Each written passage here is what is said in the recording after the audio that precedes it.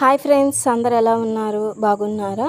ఈరోజు మరొక కొత్త రెసిపీతో నేను మీ ముందుకైతే వచ్చేసాను. అదేంటనుకుంటున్నారా? అదేనండి, ఎగ్ కర్రీ.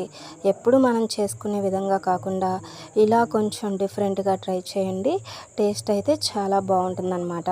అయితే ఈ కర్రీ ఎలా ప్రిపేర్ చేసుకోవాలో చూసేద్దాం. ఫస్ట్గా స్టవ్ ఆన్ చేసి బాండి పెట్టి కొద్దిగా ఆయిల్ వేసి, ఆయిల్ హీట్ అయ్యాక వీడియోలో చూపిస్తున్నట్టుగా చిన్న చిన్న ఆమ్లెట్స్ని అయితే వేసుకొని మనకి ఎన్ని కావాలంటే అన్ని ఆమ్లెట్స్ అయితే వేసుకొని వాటన్నిటిని ఒక ప్లేట్లోకి తీసుకోవాలి. తర్వాత అదే బాండిలో మరి కొద్దిగా ఆయిల్ వేసి, ఆయిల్ హీట్ అయ్యాక మనం ముందుగా కట్ చేసి పెట్టుకున్న ఉల్లిపాయ ముక్కలు, పచ్చిమిర్చి ముక్కలు అయితే వేసి దోరగా ఫ్రై చేసుకోవాలి. అవి ఫ్రై అయినాక ముందుగా మనం గ్రైండ్ చేసి పెట్టుకున్న టమాటా పేస్ట్ అయితే వేసి పచ్చివాసన పోయేదాకా మొత్తం ఒకసారి కలుపుకోవాలన్నమాట.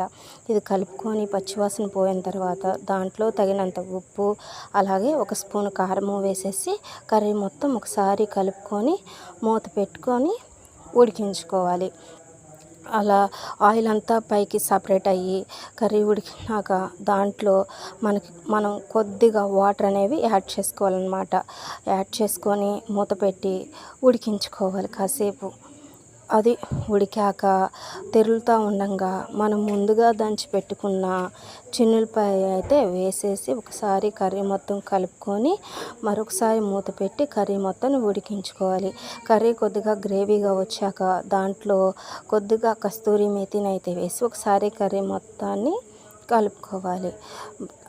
కలుపుకున్నాక దాంట్లోనే ఒక 2 రెమ్మల కరివేపాకు కూడా వేసి కర్రీ మొత్తం ఒకసారి కలుపుకొని మనం ముందుగా ప్రిపేర్ చేసి పెట్టుకున్న ఆమ్లెట్స్ని అయితే వేసి కర్రీ మొత్తాన్ని ఒకసారి తిప్పుకొని స్టవ్ ఆఫ్ చేసుకోవడమే. అంతేనండి, ఎంతో సింపుల్గా చేసుకునే ఎగ్ కర్రీ అయితే ప్రిపేర్ అయింది.